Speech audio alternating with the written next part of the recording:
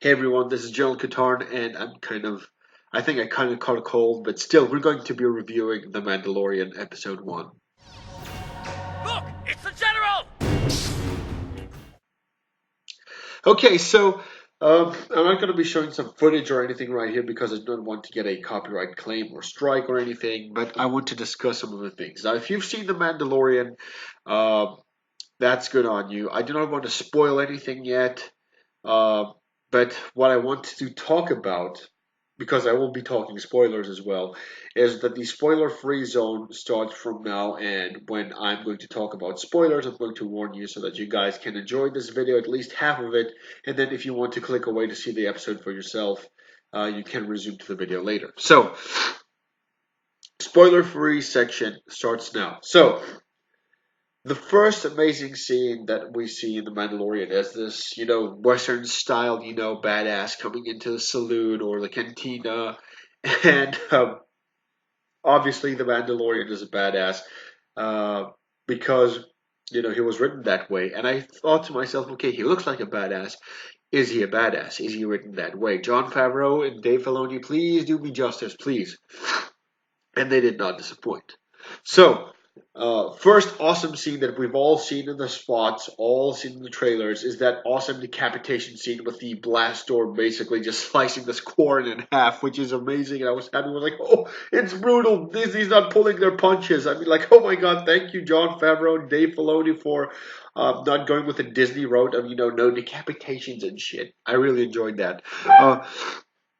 One thing that I wanted to talk about the whole series, or actually the whole episode of the series, is that so far we have gotten more involvement of alien species in this one episode in 40 minutes. We got more aliens in 40 minutes of The Mandalorian compared to 4.5 hours of the sequel trilogy so far, which says a lot. Okay, so the involvement of some people did play an important role.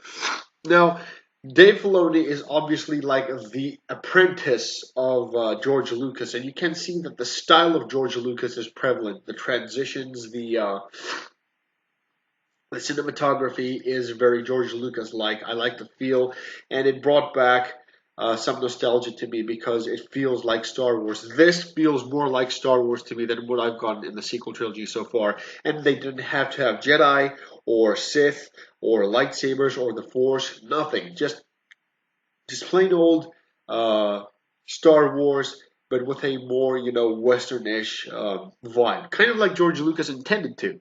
So uh, one of the cool things that I wanted to discuss as well was that Carl Weathers' involvement in the series, well, although it was very small for the first episode, was very small, but it was nice to see him in a Star Wars movie.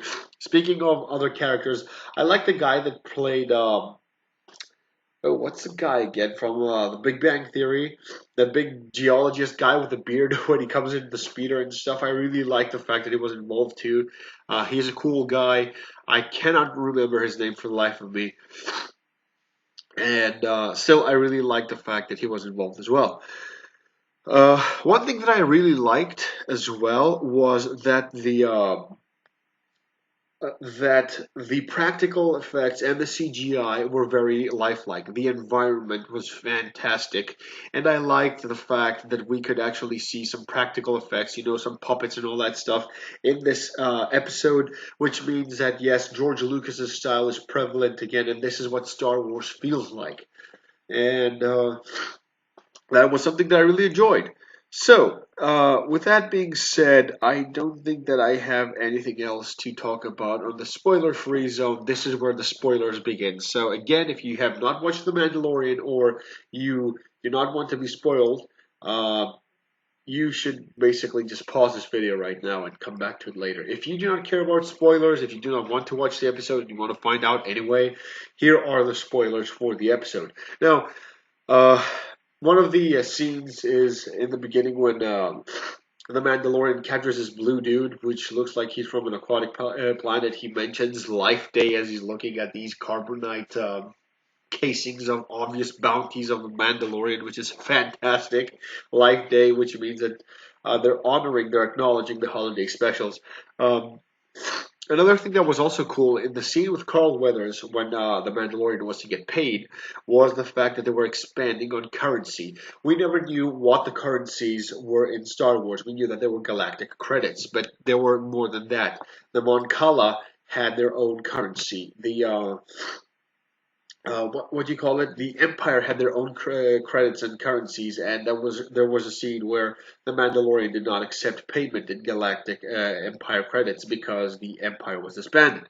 Now, just give me a sec. Um, as well, what else? I also wanted to talk about the scene where he gets the Beskar, that little plate, and the fact that they show how they were making Mandalorian armor, at least a pauldron on the right shoulder of the Mandalorian was kind of amazing. It's cool to see that there is like a ritual to it. You know, you see that he went to the armor and there was like this mutual respect because it's a Mandalorian thing, and Mandalorians are honorable warriors, and I'm really glad that there was this little interaction between them that was very civil. And that little flashback scene where you see the Mandalorian, obviously in his childhood years, when I believe that was the era of the Clone Wars, that his home world. Or at least where he was. I don't think that was Mandalore. He could have been on, I don't know, Moon or a province of Mandalore. I'm not sure. Hold on, give me a. Okay. Uh, Anyway, it makes him really likable as a character to be on Ryloth, which was a really cool place to be, and we actually get to see the Blurgs in real life CGI, and the fact that he is in a new environment. He is not perfect. He's not like this Mary Sue character that gets everything done. Sorry about that. So basically, he is also a flawed character. He is in an environment that he doesn't fully understand. He gets intimidated by a blurg and he gets saved by someone else because we don't know everything when we enter a new environment. That's what I loved about it. And it shows that Jon Favreau and Dave Filoni know how to write characters. The moment where he gets bitten both arms by the blurg, and then essentially gets saved by this guy. Which the practical effects, the puppetry on his face was fantastic, and